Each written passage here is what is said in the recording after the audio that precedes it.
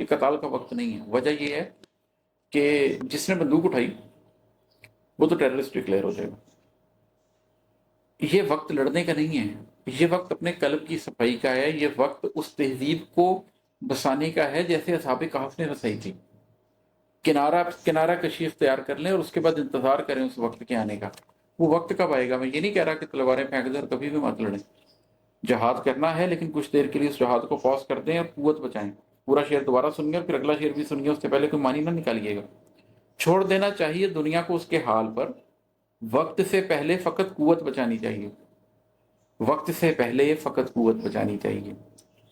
ایک وقت آئے گا، اس وقت جہاد کرنا ہوگا، لیکن اس سے پہلے تلواروں کو زمین پر دے مارے، چھوڑ دیں، جنگ ختم کر دیں، قتال کو چھوڑ دیں، اپنی قوت کو بچائیں۔ وہ وقت کب آئے گا؟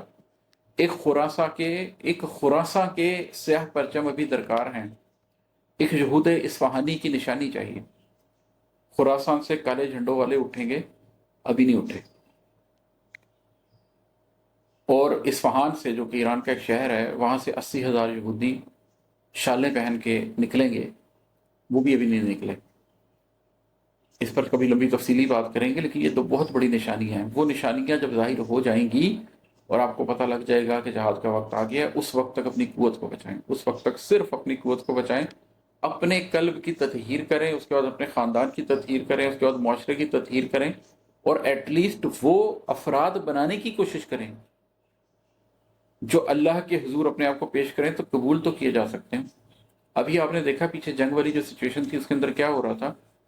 مجھے بڑا افسوس ہوا کہ آپ نے پہلے یہ اعلان کیا کہ آپ جنگ جیت گئے ہیں، اور اس کے بعد میں نے ایک کلپ دیکھا جس کے اندر ہم پنجابی کے پنجابن نچ کے گانوں کے اوپر بھنگڑے ڈال کر خوش ہو رہے تھے۔ کیا ایسے جہاد جیتے جاتے ہیں؟ یا سجدہ شکر ادا کیا جاتا ہے، سجدے میں جا کے ماتھا رگڑا جاتا ہے اگر اللہ کامیابی دے بھی دے تو؟